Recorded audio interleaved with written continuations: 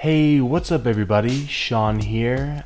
First, I just want to say Happy New Year, and what better way to start the new year than with a new video. This video, however, is kind of different from what I'm usually doing on this channel. This video I've been wanting to do a video like this for a while, and it's something I want to start doing. I want to start doing videos like this on the channel more often. So bear with me as we go through my top 10 movies of 2015.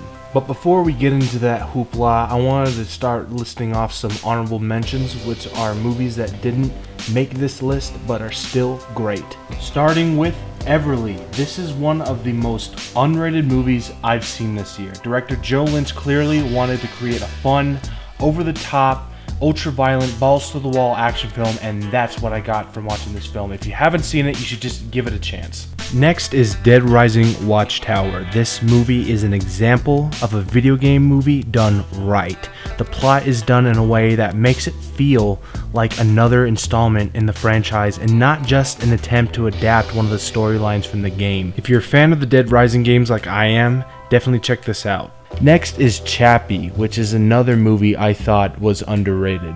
Even though a lot of people hated on this movie, I actually ended up enjoying it, and Neil Blomkamp still is one of my favorite directors. Next is The Visit, which is probably my favorite movie that Shyamalan has done. It's both funny and thrilling, and I really enjoyed it. Next is The Wolf Pack, which is this documentary about this group of brothers who spent almost their entire childhood being locked away in this apartment by their father, and the only way they could cope was through watching movies and recreating the scenes from those movies, such as Reservoir Dogs and Pulp Fiction. I really found this very inspiring as a filmmaker, and this movie is definitely for all the movie buffs out there. Next is Ant-Man. Even though I liked Age of Ultron, I just thought that this movie was the better Marvel movie of last year. And lastly, we have Mission Impossible: Rogue Nation. This is definitely my favorite Mission Impossible movie out of all of them. Also, this movie has probably one of the best chase sequences I've ever seen. Alright, now that that's out of the way, let's get this thing started, starting with number 10, which is Scout's Guide to the Zombie Apocalypse.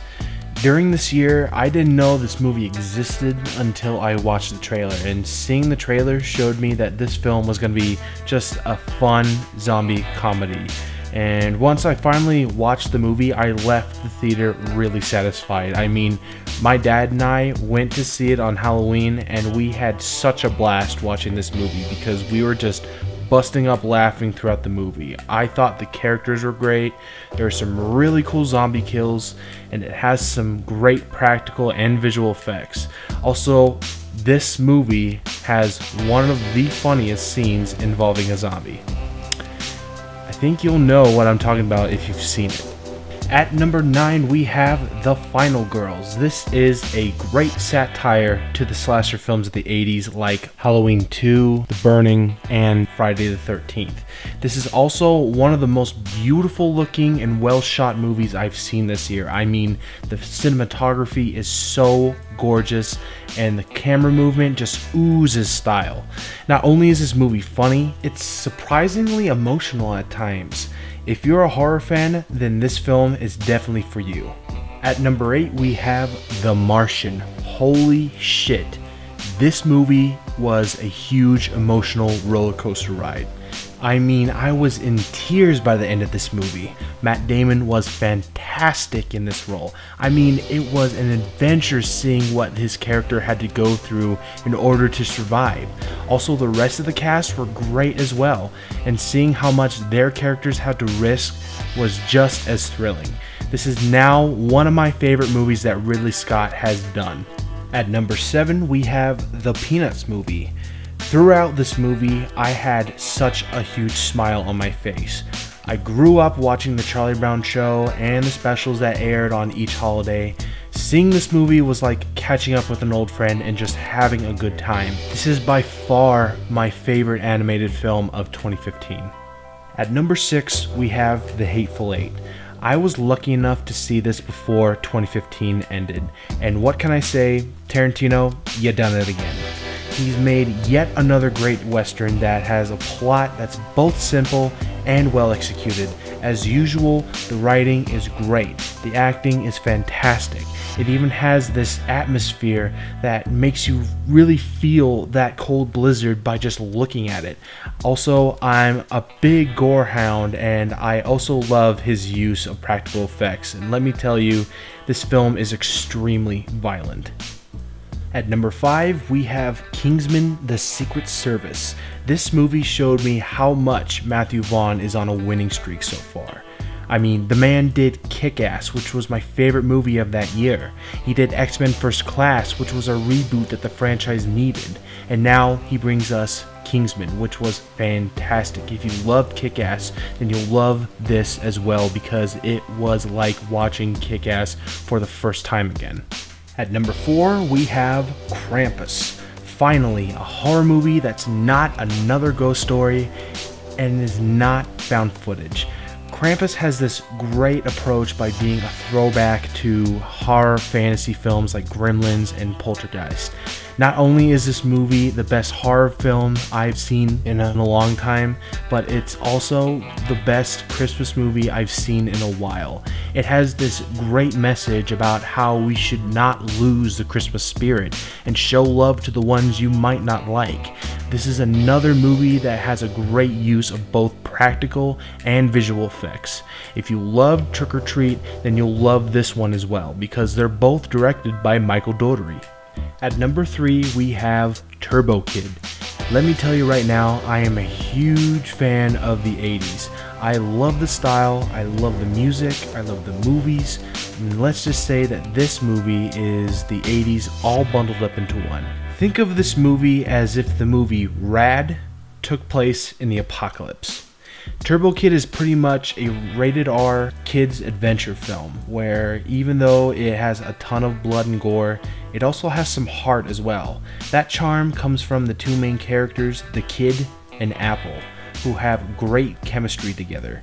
The other thing that makes this movie great is the villain Zeus, played by Michael Ironside. He makes a great villain because he takes pride in the unthinkable things he does to people. Plus, I cannot forget Zeus's main man, Skeletron, who's so badass he has enough street cred to roll with the Plague from Hobo with a Shotgun. Also, the soundtrack done by synthwave artist Lamantos is fantastic, and I definitely plan on buying it as soon as possible. If you haven't heard of this movie and you love cheesy 80s films, I highly recommend you check it out. At number 2, we have Star Wars: The Force Awakens. Waiting for this movie really did feel like a long journey. I mean, this movie was first announced back in 2013. Now that I finally watched it, that long journey was worth the wait. Now, I know that people are constantly saying that this movie is way too similar to A New Hope, but I like to think of it as Disney's way of bringing back the franchise back to the style of the originals and proving that they can make a great Star Wars film, and boy, did they prove it. I mean, they brought back a universe that is beloved by so many, and even brought back beloved characters as well. But what really makes this movie strong is the new cast of characters created for this new trilogy. You instantly start to care about these people and wonder what's in store for them in the next installments. I definitely plan seeing this movie again very soon. And finally, at number 1, we have Mad Max Fury Road. It was really tough deciding which movie gets the top spot because I haven't seen this movie since I watched it in theaters, but I was lucky to get Fury Road for Christmas and I rewatched it, and doing that made me remember why I went to see this movie 3 times in the theater. This movie blew me away the first time I saw it. It is an example of how action movies should be, where it feels like the characters are in real danger. That has to do with the fact that mostly all the stunts and effects are real. Also, the cast was awesome. Tom Hardy did a fantastic job playing Max, and I can't wait to see him play Max in future installments to come. Not only did Tom Hardy do an amazing job, but Charlize Theron was one of the best parts of this movie. Her character Furiosa is a great example to show that women can be badasses too. It is just great to see this franchise back. George Miller did an amazing job. He still got it as a director, and that's why Mad Max Fury Road is my #1 movie of 2015. Well, there you have it. Those were my favorite movies of 2015. I hope you guys enjoyed this video, and I'm sorry if any of the movies that you guys enjoyed this year weren't on this list. You know what? Why don't you guys list your top 10 movies of 2015 down in the comments below? Also, let me know what you thought of this video, because I actually plan on making more just like this, such as movie reviews and movie discussions, and I just want to release them in between making short films, fan films, and comedy sketches, just so that I have more of a variety of videos on this channel. I cannot wait to start making new videos and short films for 2016. I hope you all have a successful new year, and I will talk to you all later.